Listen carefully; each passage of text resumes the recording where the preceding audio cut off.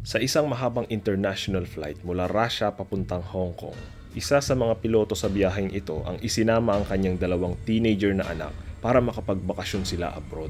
Lagpas hating gabi na nang puntahan nitong dalawang bata ang kanilang pilotong ama na kasalukuyang on duty. At habang nasa loob ng cockpit, may humuli sa atensyon nitong panganay na anak ng piloto nang mapatitig siya sa flight instrument. Pero bago pa nila mapansin kung ano talaga ang nangyayari, huli na ang lahat. Bago po tayo magsimula, gusto ko munang sabihin na kung trip nyo ang mga storytelling videos na gaya nito, kung saan binibigyan natin ng pagkatao yung mga individual sa bawat kwento, please subscribe at pakilike itong video para i-recommend ni YouTube sa iba't ibang viewers ang ating mga videos. At pakipindot na rin yung bell icon para may kakalabit sa'yo tuwing mag-a-upload tayo ng bagong video. So simulan na natin.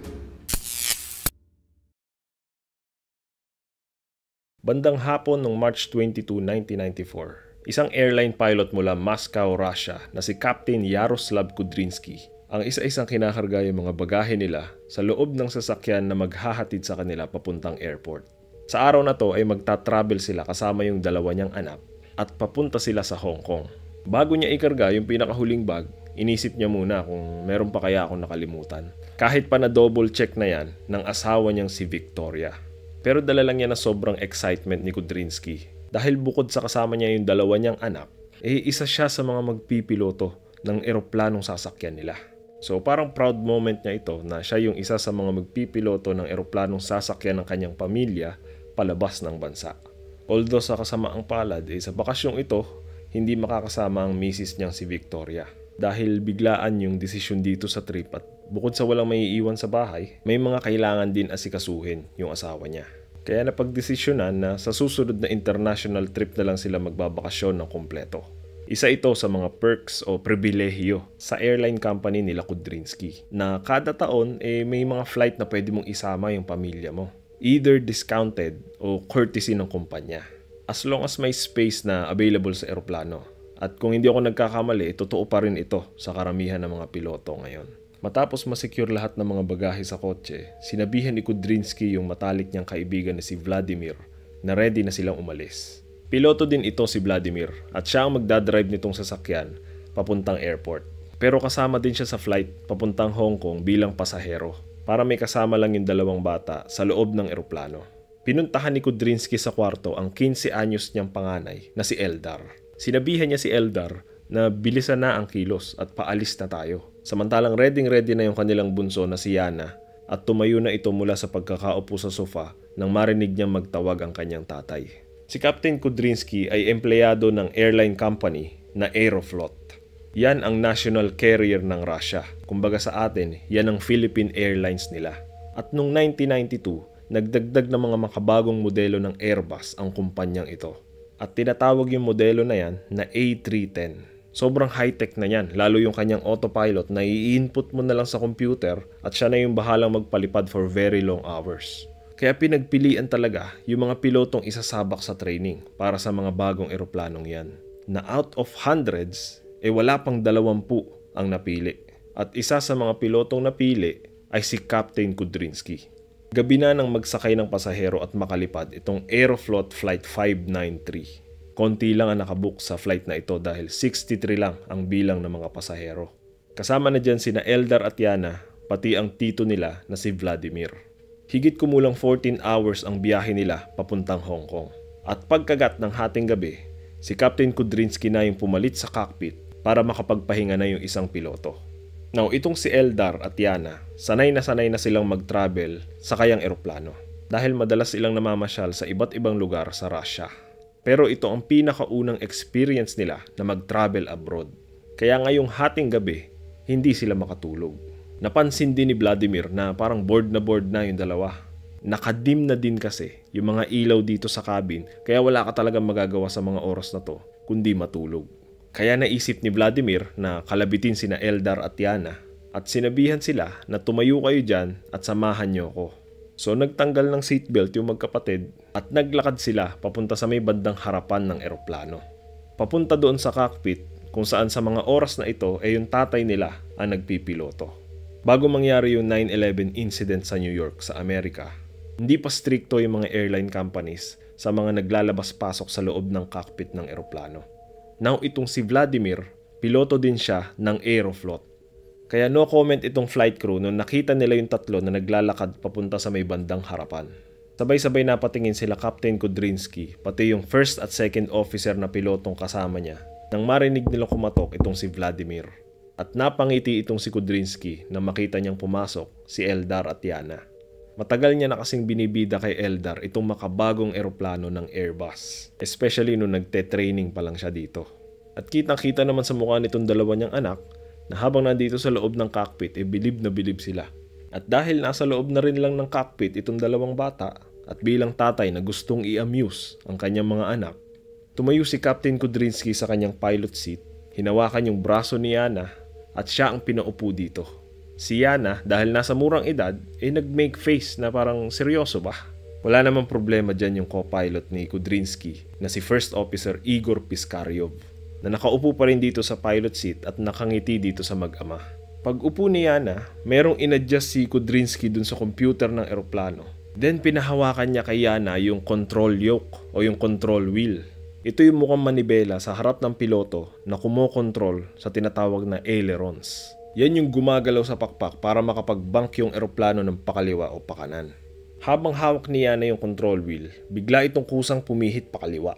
Dahil yan sa sinet ni Kudrynsky sa computer na magbabago ng direksyon ng eroplano kaya dahan-dahan itong pumaling pakaliwa. Pero autopilot lahat ang nagkontrol nito. At itong si Yana, ito ang tuwa kasi feeling niya siya talaga yung nagkontrol. Si Eldar habang pinapanood yung kapatid niya grabe din yung ngiti. Kaya nung tumayo na si Yana sa pilot seat, upo naman kaagad itong kuya.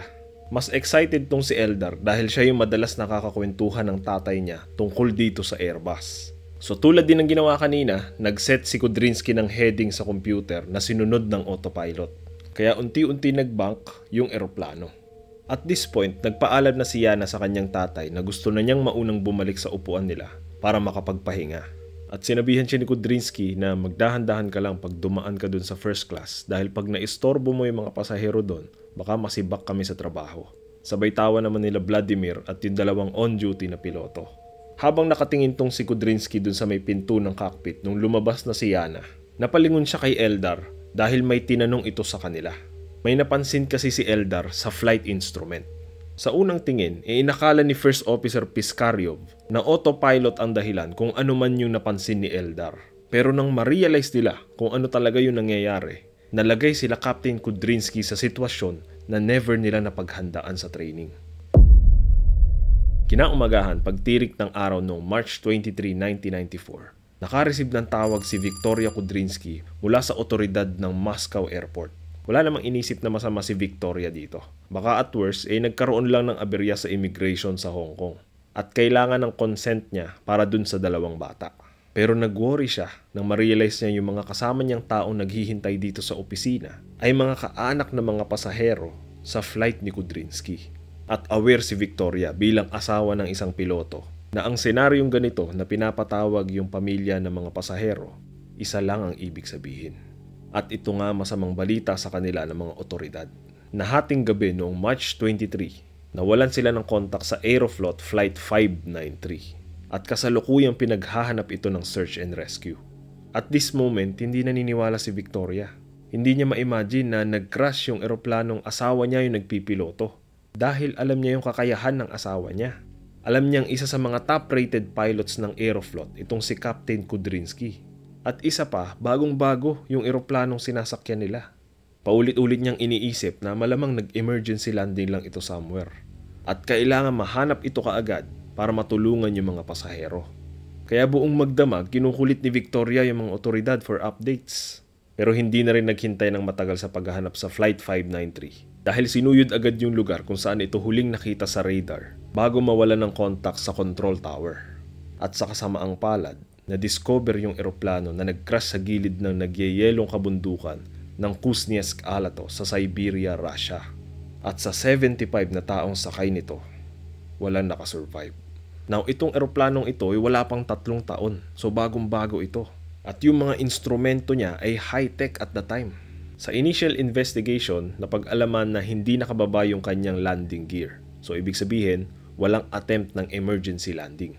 At wala ding attempt ng distress call. Ibig sabihin, hindi nagdeklara ng emergency itong mga piloto. Pero may na-recover na flight crew na nakasuot pa yung kanyang oxygen mask habang naka-seatbelt sa kanyang upuan. So maaaring nakapag-react pa itong mga sakay ng eroplano sa kung ano man yung nangyari sa kanila habang nasa himpapawid. Ilang oras matapos ang insidente, kumalat na ito sa media sa Russia. At pagkalipas lang ng isang araw, pinag-uusapan na to sa buong mundo. At natural, gustong malaman ng lahat kung ano ang root cause ng crash na ito. Dahil malaking concern yan kapag ang isang bagong Airbus ay bigla na lang bumagsak. Sobrang bihira or hindi dapat nangyayari yan. Marami kasing nagwo-worry na baka may mga nakatagong problema itong modelo ng Airbus na to na maaari kang traidorin habang nasa kalagitnaan kayo ng flight. Yan yung bagay na gusto ko agad malaman ng publiko.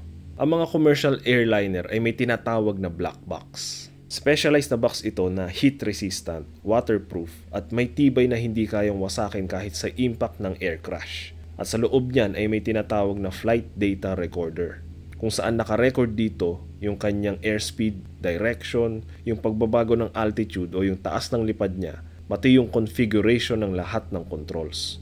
At magre-record yan until may mag-turn off dito sa eroplano. At in this case, nung mag-crash itong Flight 593. Nasa black box din ang cockpit voice recorder. At ang function naman nito ay tuloy-tuloy niyang nire-record yung mga boses na nag-uusap sa loob ng cockpit. So mahalaga yan para ma-determine kung anong emergency ang kinakaharap ng mga piloto bago mag-crash yung eroplano base sa conversation nila. As soon as ma-recover ang mga ito, chinek agad ng mga investigador yung flight data recorder para malaman kung ano yung naging problema ng eroplano. Pero lalo lang sila nagtaka dahil wala naman naging problema. Tumatakbo ng maganda ang mga makina at gumagana ng maayos yung controls pati yung autopilot.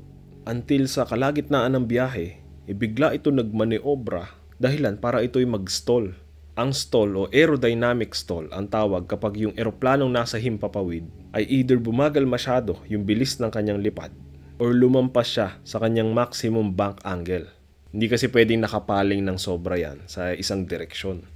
Kung nagpapalipad kayo ng saranggola, medyo magigets nyo yung principle na yan. At yan ang dahilan kung bakit from 33,000 feet, bumulusok pababa hanggang mag-crash itong Flight 593 na inabot lang ng 2.5 minuto. At isa pang pinagtataka ng mga investigador na yung mga piloto nito ay top-rated pilots ng Aeroflot. Kaya umaasa sila na ang magbibigay linaw ng lahat ng yan ay yung cockpit voice recorder. Kaya sinet up agad yan at pinakinggan ng dalawang investigador.